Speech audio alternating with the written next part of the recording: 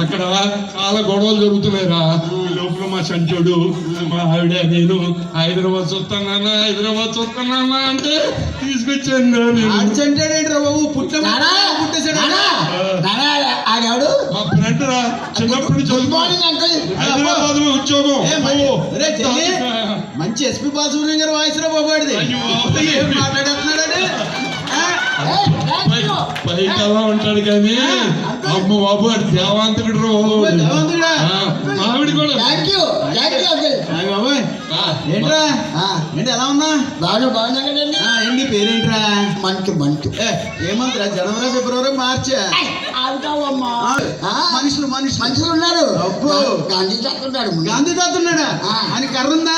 కర్ర లేదు, కర్ర దొబ్బేసాడు ఇల్లాటాడు.